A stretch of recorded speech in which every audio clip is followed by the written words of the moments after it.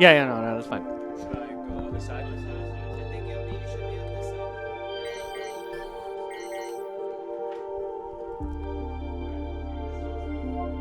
Can you get to the other side?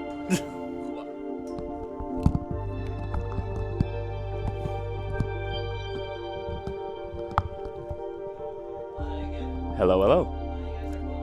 All right. All right. Ready All to right. go. So I just need to load up to here first. Oh, Russell? We've got no monitor. No, I got it here. You got it? Okay. Or I that's guess fine. if you want to, That's fine. keep that one on so he can see it. No, I wasn't gonna turn it up. It's off. It's off. Oh, I'm sorry. I must have missed.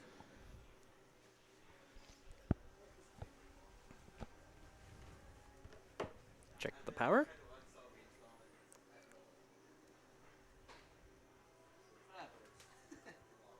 You turn off. Nudge the what? You ruined it. There you go. There's a light. Sorry. God, what are you new? No, man. Yeah. Only been doing this for a few years. Yeah, that's all. All right. Whenever you're ready. Yeah. All right. So I guess I'll do introduction. Yeah. Which Then so when I'm. you do one, we press on go, okay? Yeah. Yeah. Okay. So I'm Ducky. I'm running Ninja Pizza Girl, all deliveries, and this is Mr. MKL, who is on my couch. He doesn't run the game, but I'm sure he's going to be asking questions. He likes to do Hopefully that. some insightful ones. We'll Yeah. see. All right. So yeah. So I'm gonna count down. So 3, 2, 1, go. Yeah, let's go. All right. So the game does have a built-in counter, but it's the built-in counter is in-game time only. So there's going to be a discrepancy. It doesn't. The timer doesn't run during load screens. So the game is fairly straightforward. You are a girl who delivers pizza using ninja techniques, which basically translates into we do parkour. So the game is fairly straightforward. We're just trying to get from point A to point B as fast as possible. And it's really just about taking the most efficient route. I have a jump. I can roll on long falls, which lets me keep my momentum. And momentum is a really big point of this game. So just there, I just reached my maximum momentum, that is the point where I'm going the fastest. As long as I don't mess up, then I will maintain that speed. As soon as I like stop or like miss a jump or later on there'll be some enemies that will try to stop me. As long as none of those get in my way, then I'll keep that speed. You'll manage to keep your dubstep going, yeah. Yes. So the music changes whenever I'm in that like So that's really focus mode, I guess. that's like a lot of the game, right? Is prioritizing how to get to that mode as quickly as possible and maintain it throughout the course of the level. Yeah, and so like for the first area is relatively easily. It just introduces a lot of the mechanics, right? Like so now we get wall jumps, which are used fairly extensively throughout. So the main thing about like playing this game fast is you want to minimize the amount of time you're in the air because you run faster than you like are walking, I guess. That little spiral I pick up instantly gives me full momentum. So trying to get those, if they're like convenient to pick up in the route, they're really good because I don't have to work up to getting to this point. Yeah, I meant even if it's a little bit out of the way. Yeah. Sorry, I've been messing this part up a little bit, so I'm just... So you have these slides, you have these rolls, right? So you can only tuck and roll after you're like landing from a jump, correct? Only when you're landing from a jump. That's like there's a certain like minimum distance before you can actually do the roll. If the jump doesn't fall far enough, then you'll just land in a crouch instead, which doesn't really do anything. No, does it like slow your momentum? So I'm trying to figure out is like it does a little bit, but like as long as you, because like when you're trying to do a roll, you just like tap the crouch button, so it's like it doesn't stop your momentum, but it does make you go a little bit slower. Okay, so rolling keeps more of your momentum. Does sliding slow down your momentum as well? Or? No, sliding is actually like ideal. So like anytime there's like a slope where you can slide, you want to be sliding on it as long as possible. All right. So now we're introduced to one of there are two enemy types in this game. There's these guys here.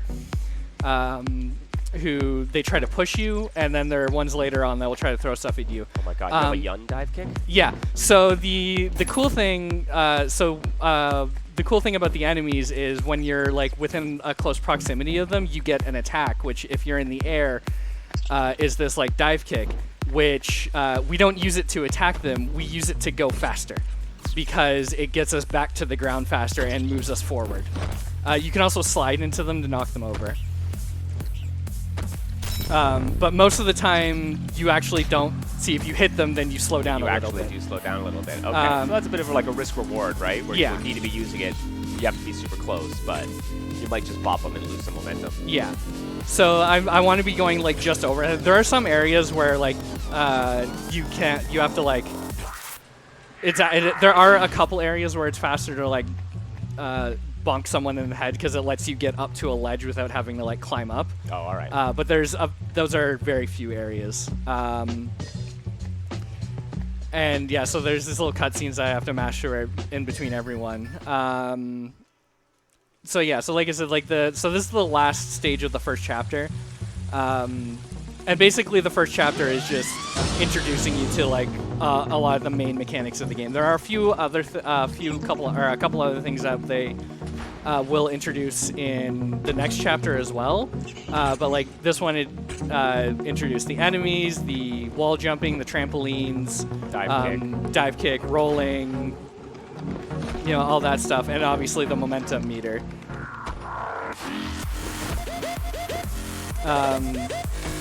And then yeah, so it's really just about maintaining your momentum, taking the best line, you know, like stuff that you do in like parkour, I've been told.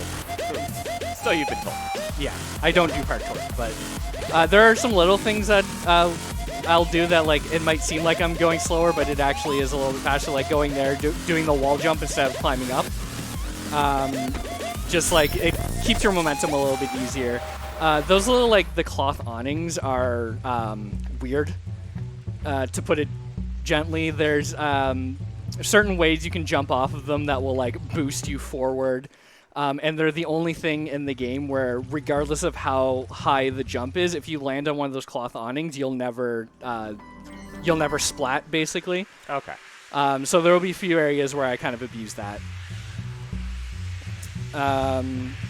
So in this area it introduces those little like hanging poles, which you can use to like vault off of.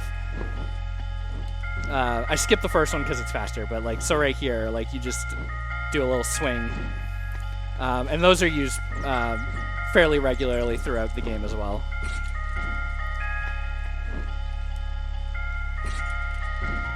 Nope, I actually missed that.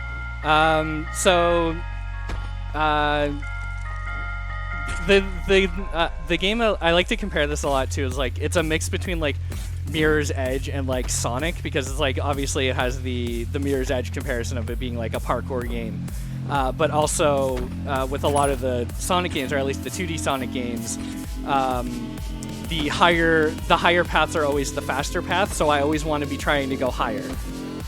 Because the lower paths generally have more obstacles and enemies and stuff, so it is a bit slower. So like that one area when I was trying to jump up to grab the pole, I missed it, so I had to go through the slower route, which is like it only cost me like half a second, but it's still half a second here and there will add up, because this game obviously has some branching paths, but it seems fairly it's pretty limited, linear, right? So it's like, when you have those pathing opportunities to save some time, they become really important, right? Yeah, like because there's no real like RNG in this game or anything. It's all just it's like deterministic. Yeah. So like you really have to get your optimizations in like really small ways, right? Like taking the optimum route, making sure you're like grounded as much as possible, jumping up slopes and stuff to keep your momentum a little bit more, because going up slopes slows you down, and going down slopes speeds you up. So, and you can kind of like that extends the Sonic comparison, where like momentum, like conserving your momentum and using those kind of tricks to get it to top speed quickly is so important in those games, right? And then so here we're seeing so there's one of the areas I was telling about where like dive kicking him actually saves me a little bit of time there. But those are the other enemies that they like throw garbage at you. So basically, the general rule is if they're in gray jumpsuit, then you want to try to jump over them. If they're in orange jumpsuit, you want to slide under them because you'll avoid their projectile that way. There are a few areas where there are exceptions to that, but that's the general rule. So another thing about the game that you might be noticing now is at the start of stages now, the colors are a little bit more washed out, and that's another mechanic in this game, which is I call it the depression meter, because if you actually play through the story of the game, like the main like core theme behind it is like the main character like struggling with her depression and like all that. Oh, splat. Yeah, so so anytime you mess up, like the colors will wash out and stuff, and like that kind of like is like reflective of what her current mood is, and the more gray your I did not mean to do that. Well then. That's okay. But basically, like the more gray your screen is, the further away you are from max momentum. So basically, it gets harder and harder to actually get up to the maximum speed. There are ways to like temporarily bring your like starting meter back up, which I will be doing a couple times. I don't normally do it, but just for safety measure. Not like you really need to do safe strats in this game. It just helps me keep the speed of the game overall a little bit more consistent. So here there's the next few next few chapters. The last stage has some sort of like gimmick to it. So this one is that I have to collect a bunch of the spirals to fill up the meter on the side there, and I have to hit at least where the notch in the meter is in order to pass the stage. If I get below that, then if I end the stage below that, then I have to try it again. So this one is like it's about taking the most optimized route. Oh, yeah, I forgot I had to do that. Yeah, it's about pathing for the most spirals, right? Yeah, and then obviously not messing up. Not messing up. At least thankfully you get that momentum back super fast. Oh yeah.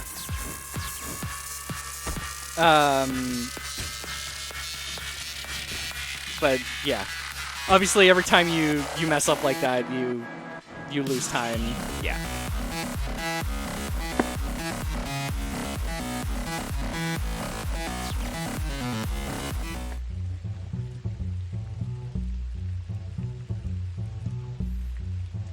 And then at the end of every chapter, there's like these little cutscenes between like the characters. Obviously, I'm skipping through most of the story.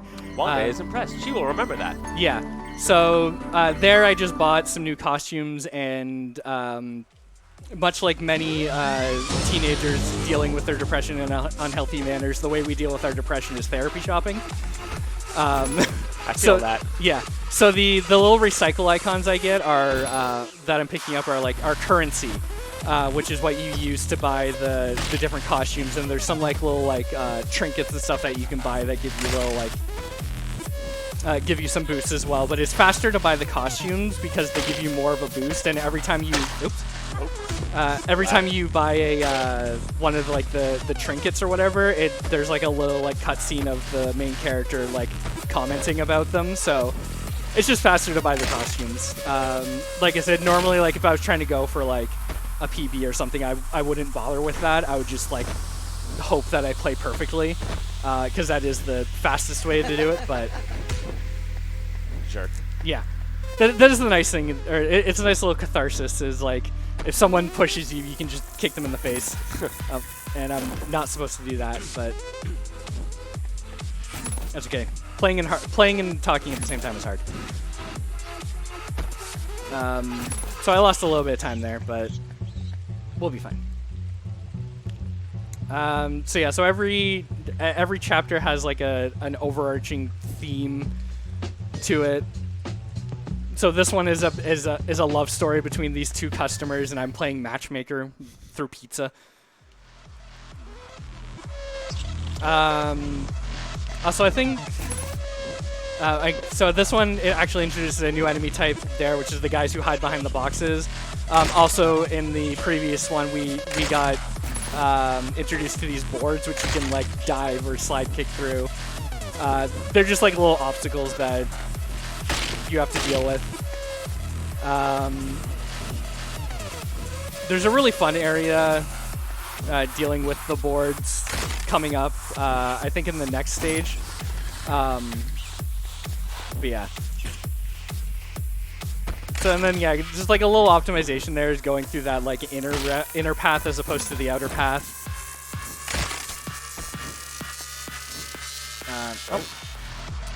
This board is a jerk. So close.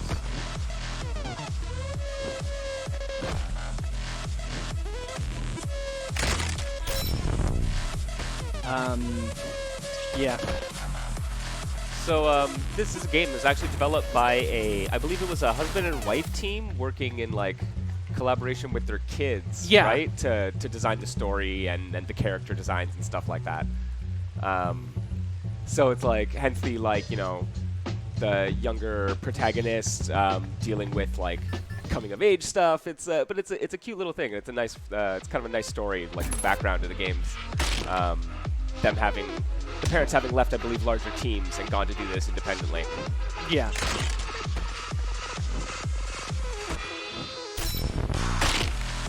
So and the game ramps up in like a relative difficulty. Like obviously, like you can't die in this game or anything like that, but like just when you're trying to go fast, it gets a little kind of intense sometimes. So this is the area. If I can do this properly, this part's really fun.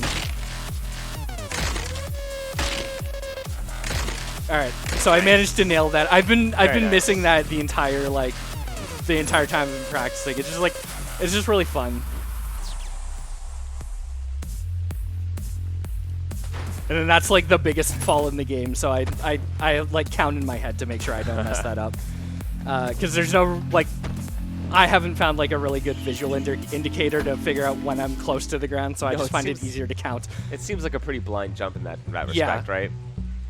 And it's like the only real kind of like blind jump in the game. But it's also like, this is probably my favorite stage in the game to play, just because between like that big jump and then the board section, it's just really fun to, it's really fun and it feels really good when you pull it off. Yeah. So this is the last chapter of this stage. So the gimmick in this is that I'm trying to deliver a pizza that is super hot in order to like express the feelings of the one character or whatever. So I have to use these little like bonfires to keep the pizza heated. So there's enough if you take like the intended route. There's enough to like keep you, but I'm gonna be skipping a bunch of them. So I heat up fully on that bonfire so that I can skip like 2 or 3 bonfires, and then I get to the end with just enough if I like manage to pull everything off properly. So it's just like a little optimization. It saves a good like 20 seconds from doing it the long way. Right, and there's like one last bonfire right at the end here, which just keeps me up above the threshold. Pizza, eat it quick. Yeah. So I'm just gonna go therapy shop again. Well, this is nice. You get a bit of variety in the costumes throughout. Yeah, and the costumes are really cool. So now we see the main villain, which is this the CEO to this other pizza company that's sending these enemy ninjas at me, and the reason why is because he's losing slightly, like a small amount of profit in the one region where our pizzeria is. I've been messing up that jump. Remember, folks, billionaires are bad. Yes. Oh my god. Alright, I'm just gonna dive kick all. Nope, never mind. So this is what happens when you get like. Shame. Yeah. So again, you can't die, but if that happens, you lose a bunch of time because you have to mash out of it to like get your spirits back up. Yeah. So yeah, so like at this point, like the enemies kind of start getting laid on pretty thick. Another new mechanic is these like air vents and also these rotating platforms. which are like, they're not on a global timer, but like they're on a, like once you get close to them, they start sort of timer. So just like keeping your momentum to like make sure you hit these rotating platforms at the right times is ideal. Yeah. And then obviously the air the air vents boost you up, which is fun. Well, it just starts adding a bit of variety to the level layouts, right? Like the first one, the tutorial world, for example, was pretty straightforward, just you know, like ramps and hills, running and jumping. And so yeah. So basically, the overarching story of like this one, of this chapter and the next chapter is that like basically she's getting bullied for like being poor, which is kind of funny coming from a bunch of like minimum wage worker teenagers. But you know, they have cool outfits, which is kind of like the overarching thing of this chapter is that she really likes their outfits, and they're making fun of her outfits because she makes her own clothes, sort of thing. So at the end of this stage, we actually trade a pizza for one of the person's uniforms, which I always find amusing.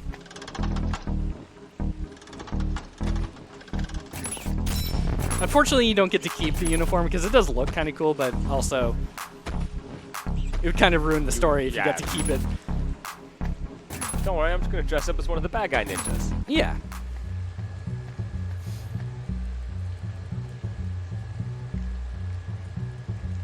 Alright, so despite what it looks like, no, I am not crushing the world record. It's because we're offline right now. I was just going to say. Yeah, so basically this cutscene here is like, she's like, I want your uniform, I'll give you pizza. And she's like, I can have pizza whenever I want. And her response is, yeah, but ours is good. And then, so yeah, obviously she got the uniform from the guy. So in this is the one stage where we wear this outfit. And for some reason I still get attacked. Yeah, these guys, they're just jerks. I mean, they know. Oh yeah, you're I'm not wearing the mask. You're never in the lunchroom. There's also those like rotating, like, I don't even know what to call them. They're like kind of gears, but not quite. Gears. They're just another form of rotating platform. Yeah. And then there's these big rotating platforms. Like, I want to know who did the design on this city because it's weird. Well, yeah. Like, what is even the purpose? To facilitate sick parkour. Well, I mean, those are some of the nicest city planners ever. Yeah.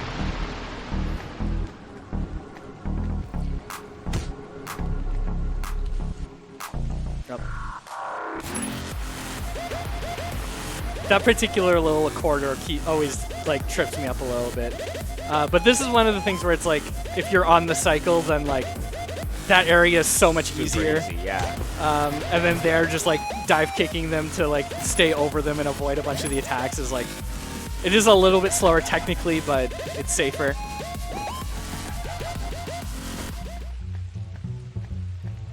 So the next stage is the last stage of this chapter, which the gimmick is this little kid is upset we're not wearing our usual outfit because she likes it. So now we're going to go make the little kid her own outfit. So now we have to go collect materials for it, which is what this stage is. So we have to collect, I think it's 16 of the recycle symbols, and then the stage will just end. So this stage is actually in a loop. So like you can go through the entire stage, and then you'll end up back at the beginning. And then there's more than 16 of the symbols strewn out, but like the where you get like the clusters and stuff are a little bit harder to get to, right? So like I can get one down there, or I can get 3 here by taking the harder route. Yeah. Yeah, and obviously the symbols wouldn't respawn upon loop. No, right? yeah. So like if you don't get enough on your first cycle, then you have to go through again and like a different path. Yeah. But there is a route that where you if you take it, then you get all 16 in like you don't even go through like half the stage and you have everything. All right. Which is, you know, ideally the route I want to take, but if I fall, then I would have to Figure improvise. else out, yeah. Which is like, that's the main thing. I think that's part of why I like this game was like, yeah, there is the set route, which is the best route, but if you miss that, you can still do decently. You just have to improvise. Yeah. All right, so we're gonna do one last little bit of therapy shopping, and then so that'll be the last time I shop. Yeah, so now the evil CEO has actually ordered our pizza. Well, it was probably the pizza that we gave to the kid for his uniform.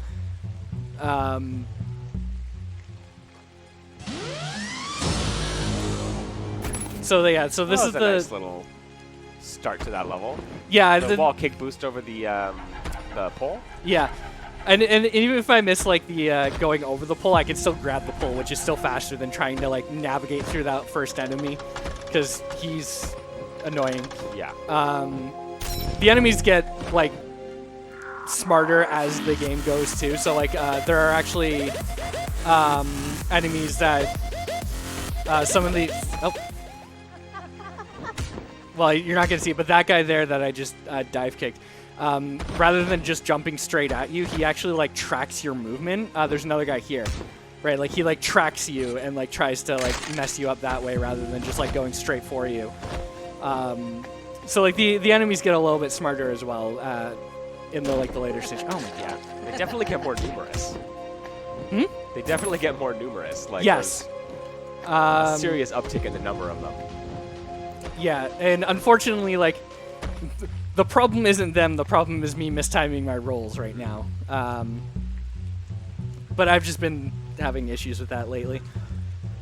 So basically, I guess the story of this chapter is that like she's getting just like relentlessly dunked on by these like other kids. So like she's getting really like irritated and upset. New enemy type, ninjas from the ceiling. Who try to trip you. So avoiding them is now another like concern. Yeah, is there any like telegraph for them coming out, or is it? More you can see them like they are. Okay. They're just you can see them clinging there. So it's like if you know what to look for, then like. Oh, so, there they are. Yeah. Okay, I see it now. Right, and then like depending on how high the ceiling is determines whether or not like you can walk under them or if you have to like do a jump or slide or whatever. So it's those things that like as you play the game you kind of like figure it out. And then yeah, so and then they just like they throw like a pretty big variety at you, right? Like now a lot of the times they'll have like one of the melee guys paired with a ranged guy. Yeah. So like navigating through the different enemy combinations now becomes like a challenge in its own right. And then there's a few areas where they're just like everywhere. So now like we're about to get introduced to another NPC, which is like this one guy. We don't see him yet. I think it's the next one, but there's this one guy who's like not wearing his mask, so he's like the good one, or so we think.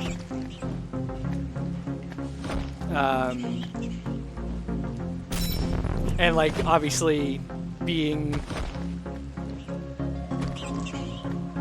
that like there's all these people trying to okay, usually you can just walk through these guys no problem, but sometimes they like the hitboxes are sometimes they're gonna be jerks. Yeah. Also, one thing I didn't mention was those little electrical areas that pop up. Oh yeah, now there's ninjas from the ceiling that then also throw stuff at you.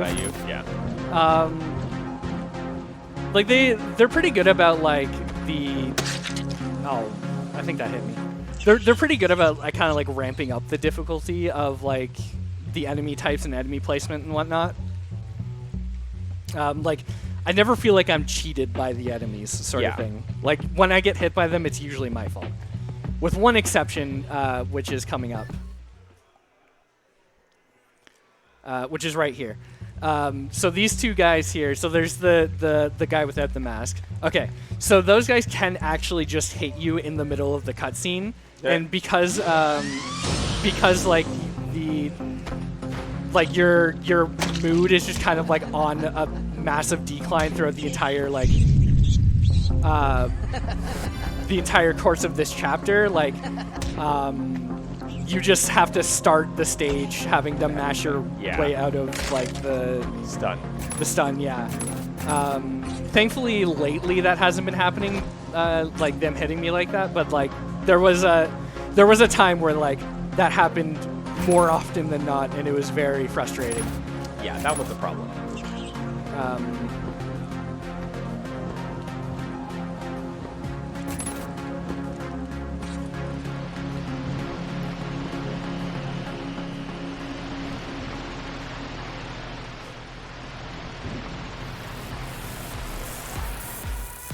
I'm not used to getting any momentum in this area other than picking up the actual spiral. Yeah.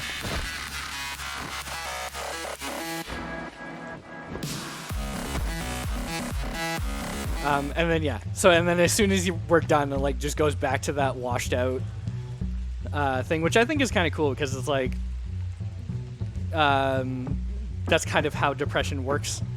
Is like when you're in the moment doing something, yeah, you can feel happy, but then once you're like not doing anything, you're like, oh. Well, yeah, that crash after the rush, right? Yeah. So that guy tries to push me as well, but that one, I don't think I've ever been hit by that one. So, but yeah, so basically the story here is that like they're all bullying me except for the one that doesn't wear the mask because he's like, oh no, you know, you guys should be nice and all that. But we'll find out in a bit that maybe not. Maybe not all that he seems. Yeah.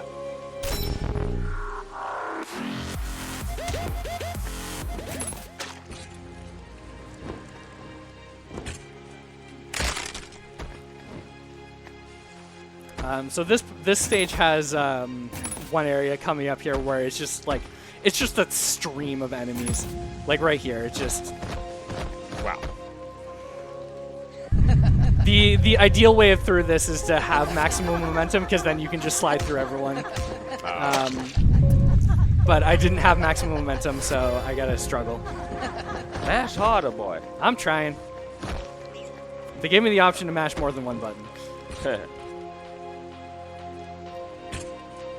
But that wasn't too bad. I've been getting hit like 3 or 4 times through that area, so only getting hit twice is not bad. Not bad at all.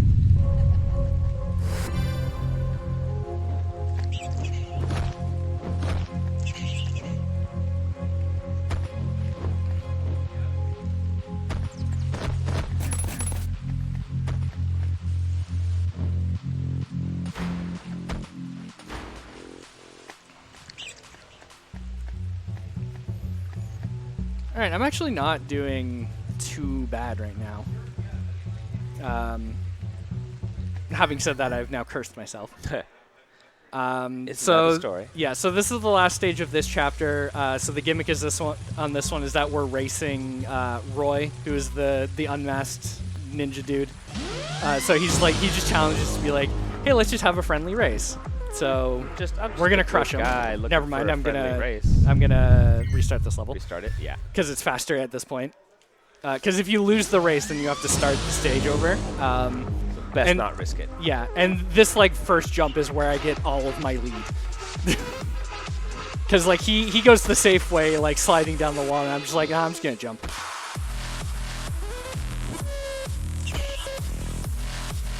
So now if I run the rest of the race properly, then we should never see him again on the screen.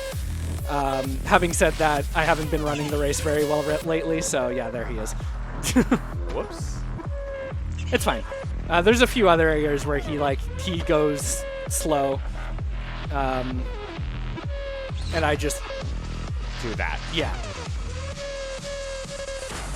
Right, because like going off the walls is safer, but in this game, safe equals slow. Yeah. So come on, we're here to go fast. Yeah. But only in an adequate manner.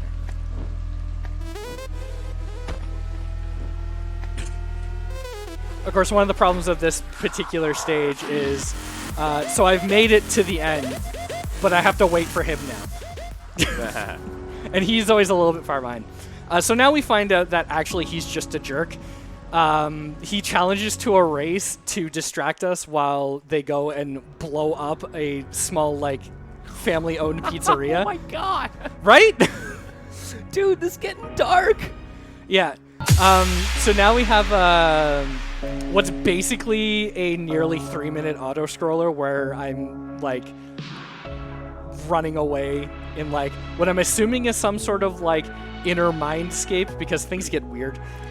Well, yeah, I don't think... I mean, the architectural design of the city is pretty messed up, but... Yeah, but I don't think it's this bad. I don't think it's this bad. Yeah, so it says my PB is 41 seconds. That's a lie. That's 41 seconds from the last checkpoint in this stage.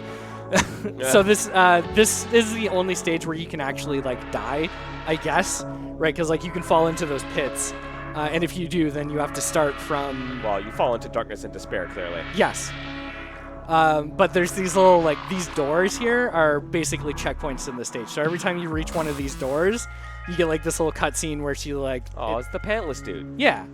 But every time you hit one of those cutscenes, if you fall into the pit, then you'll start at the last door that you were at. So it's like every time I always forget how long this area is. So whenever I'm doing a thing, I'm like, oh, I'm like 30 minutes. Like, that's not bad. And then I forget that there's like a 3-minute auto scroller, basically. Just like, it's really cool. Like in terms of like the story and whatnot, like this stage was pretty cool. But like when you're trying to speed run, it's just like, But that's how it usually is, right? The story beats are always really cool, but then when you speed run the game, you're just like, well, I don't want the story beat now. Yeah. I didn't need 4 hours to get here. Just give me the end of the game. But this is the second last stage. So there's technically, I think, 6 chapters in the game, but the last chapter is like 2 stages long. It's this one and then the last stage. And the last stage is pretty fun. So it makes up for having to go through this. And there are like little optimizations you can do, except I messed up. But again, I get to start from right here. Thankfully, yeah. But it does reset the individual level timer. Right, so it's at 12 seconds instead of 2 minutes, whatever. I'm going to take it safe this time. You can fall just straight onto that pillar, and that is the fastest way through that area, but I already messed it up once, so... Yeah, it seems like it could be a little bit tough. It's a blind jump there, right? So. Yeah. It's not a blind jump by intention, but... No, but the way that you take that one if you want to go faster, yeah. Yeah.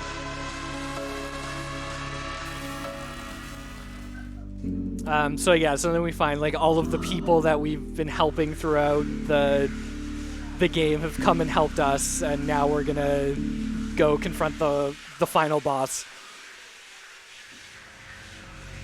So basically, yeah. So this is the last stage. We have this like last little cutscene here where like, so we get all of we basically start at almost maximum momentum for this. Also, that's my favorite line. Let's see if she can outrun a chopper. And it just hangs for like a good few seconds, which is just really amuses me. So this is the like... Welcome this part's a to little Donkey intense. Kong. Yeah. Oh. Get casually clotheslined by a barrel. It's no biggie. Getting momentum in this stage isn't a particular concern because there's an area where I'm just going to be stopping anyways, which is right here. So, oh, jeez. That's not supposed to happen, but we just come over here and we can skip a good portion of the stage by just a little shortcut there. Nice. The intended way is to go like around and like go through a few more obstacles, but we can cut like I think that cuts about 15 seconds off, even with the mess up.